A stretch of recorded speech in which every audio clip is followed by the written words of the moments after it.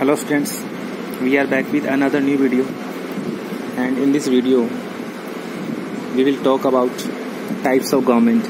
We are reading chapter 2 of chapter 3. We are reading the chapter 3, the government, and in this video we will talk about types of government. कौन कौन से types होते हैं government के, किस तरह की गवर्नमेंट होती है. Government can be different types. Monarchy, dictatorship and democracy are the three main types of the government. So monarchy, dictatorship and democracy, ये गवर्नमेंट के थ्री मेन टाइप्स हैं और इनके बारे में हम डिटेल से स्टडी करते हैं. फर्स्ट ऑफ ऑल, मोनार्की क्या होता है? Do you recognize this person? ये पिक्चर, जैसे कि आप देख पा रहे हैं, पिक्चर है Akbar. He was the emperor of India. India के एम्परर थे इस पिक्चर में जो कि दिखाए गए हैं. He is Akbar the great, one of the greatest monarch in history. Monarchy is a form of government which is headed by a king और ए क्वीन. तो मोनार्की गवर्नमेंट का एक इस तरह का फॉर्म होता है जिसमें किंग होता है या क्वीन होती है. It is mainly A hereditary form of government. Hereditary means वंशानुगत. तो इस तरह की फॉर्म वंशानुगत होती है. इसका मतलब कि राजा के बाद में उसका बेटा ही राजा बनेगा. So power passes down from the generation to another in the same family. A monarch heads the government of a country and he is assisted by a council of ministers. King government को चलाता है और उसकी help करने के लिए, उसकी assist करने के लिए एक मिनिस्टर्स की काउंसिल होती है.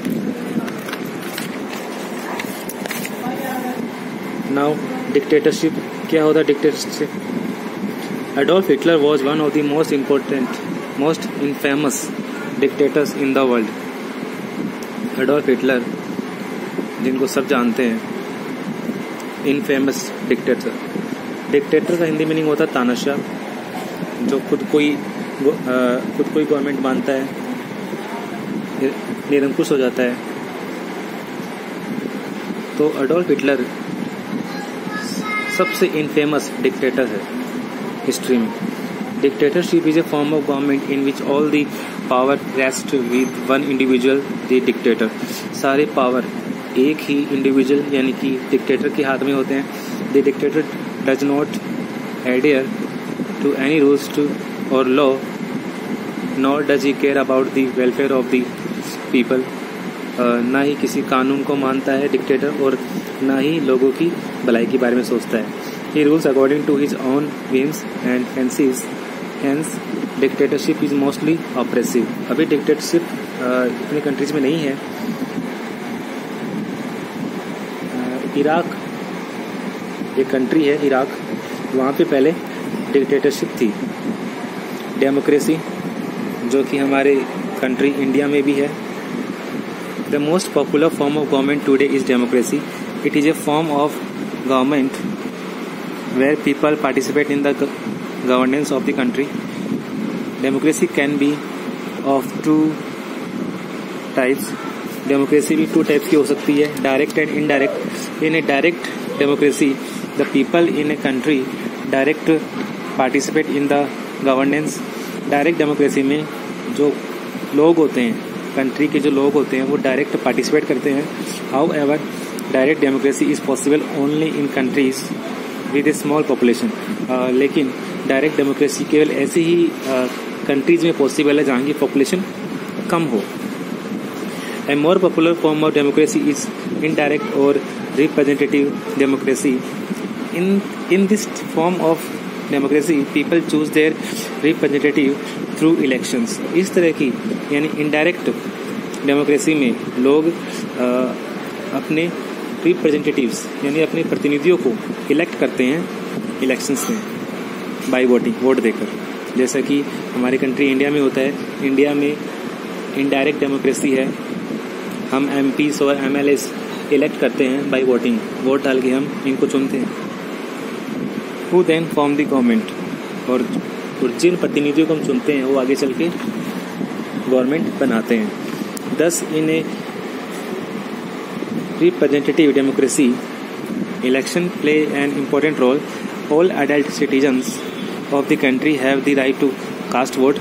कंट्री के हर सिटीजन को, हर एडल्ट सिटीजन को जिसकी एज 18 ईयर्स हो गई है उसको वोट डालने का राइट है, अधिकार है, irrespective of their caste, creed, gender etcetera. और वोट डालने के लिए किसी भी सिटीजन के साथ में किसी भी आधार पर कोई भी भेदभाव नहीं होगा, चाहे वो किसी भी कास्ट का हो, किसी भी क्रीड का हो और किसी भी जेंडर का हो। Right to vote is called franchise. वोट डालने के अधिकार को फ्रेंचाइज बोला जाता है। When all the citizens of a country have the right to vote it is referred to as universal adult franchise. जब किसी भी कंट्री के सभी सिटीजन्स को वोट डालने का अधिकार होता है तो इसको यूनिवर्सल एडल्ट फ्रेंचाइज बोलते हैं। The struggle for universal adult franchise. लेकिन ये जो हमने अभी रीड किया है कि यूनिवर्सल एडल्ट फ्रेंचाइज क्या होता है, कि किसी भी कंट्री की अगर किसी भी सिटीजन को वोट डालने का अधिकार है जिसकी एज 18 ईयर्स हो गई है तो उसको हम यूनिवर्सल एडल्ट फ्रेंचाइज बोलते हैं। लेकिन इसको भी लाने के लिए, यानी यूनिवर्सल एडल्ट फ्रेंचाइज को लाने के लिए भी एक लंबा स्ट्रगल करना पड़ा था, काफ़ी लंबा संघर्ष करना पड़ा था। दिस सैफ्रेगेट मूवमेंट हुआ था। The word suffrage means the right to vote in an election. Suffrage एक वर्ड है जिसका मीनिंग होता है, जिसका मतलब होता है वोट डालने का अधिकार, इलेक्शन में वोट डालने का अधिकार। In today's world the right to suffrage is given fact, but this was not always so. For a long time, women were denied the right to vote and contest election. काफ़ी लंबे समय से women's होती थी, महिलाएं होती थी, उनको वोट डालने का अधिकार नहीं होता था और उनको इलेक्शन कॉन्टेस्ट करने का भी राइट नहीं होता था, चुनाव लड़ने का भी अधिकार नहीं था और वोट डालने का अधिकार भी नहीं था। It was argued that a woman's place was at home and she had no role in the political sphere. और ऐसी बहस की जाती थी, ऐसा आर्ग्यू किया जाता था कि वुमेन का काम यही होता है कि वो घर पे रहे और उनका राजनीति क्षेत्र में, पॉलिटिकल स्फीयर में कोई भी उनका रोल नहीं है, ऐसा माना जाता था, ऐसा आर्ग्यू किया जाता था। People thought that if women participated in politics they would neglect their role as mother and wives। तो लोगों का ऐसा मानना था कि अगर वुमेन पॉलिटिक्स में आ जाएंगी तो वे अपना जो उनका रोल है मदर का या वाइफ का, उसको वो नेगलेक्ट करेंगी, उसको अनदेखा करेंगी।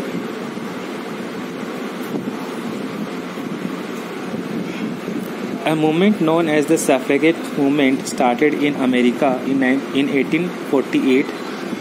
As a result, women in some countries got the right to vote. और इसके रिजल्ट में क्या हुआ, ये कुछ कंट्रीज में वुमेन को वोट डालने का राइट मिला। They got the right in New Zealand in 1893, in Australia in 1902, and in the USA in 1920. The fight for women's right to vote began in France in the 1780s and 1790s. In Britain, the suffragette movement started in 1870s. The pioneer of the movement was Emmeline Pankhurst. The movement adopted extreme methods to draw the government's attention. However, during World War I, the movement changed the plan of action. तो ये सैफ्रेगेट movement हुआ ताकि लोगों को vote डालने का अधिकार मिले, महिलाओं को वोट डालने का अधिकार मिले। In 1897 the National Union of Women's Suffrage Societies was formed in the United Kingdom. The union held public meetings, wrote letters to politicians, published various texts and organized protest marches to demand women's suffrage. तो इस union ने क्या किया, public meetings की, letters लिखे, politicians को letters लिखे और टेक्स्ट पब्लिश किए, प्रोटेस्ट किया, यानी कि विद्रोह किया, विरोध किया। Women over 30 years of age who possessed property and educational qualification were given the right to vote। तो 30 ईयर से ज़्यादा की एज वाली वुमेन जिनके पास में प्रॉपर्टी हो और एजुकेशनल क्वालिफिकेशन हो, उनको वोट डालने का अधिकार दिया गया। In other countries of the world to the right for women to vote was granted over time. और दूसरी कंट्रीज में भी समय के साथ साथ वुमेन्स को वोट डालने का अधिकार दिया गया। Denmark gave women the right to vote in 1915, Belgium in 1921, France in 1944, Greece in 1934, Japan in 1945, Indonesia in 1941 and so on. और इसके बाद अलग अलग कंट्रीज में ये राइट वुमेन को मिलता गया। It is not worthy to remark that India granted all people, man and women above the age of 18 years that right to vote as soon as it became independent in 1947। और India में 1947 जब India independent हुआ था, आज़ाद हुआ था, उसके बाद से ही मैन वुमेन सभी को वोट डालने का अधिकार दिया गया। Now there is a case study, the anti apartheid struggle. Okay,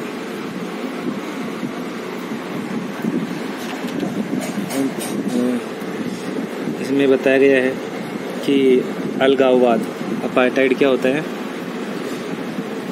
कि किसी को उनके रेस के आधार पर, जाति के आधार पर भेदभाव करना, उनको अलग करना, यानी उनको सेपरेट करना, अलगाववाद करना, ये सब होता है अपार्टाइड में। तो आप लोग इसके स्टडी को रीड करना और समझने की कोशिश करना। और नेक्स्ट वीडियो में means tomorrow we will find the answers of this chapter। Okay, till then take care।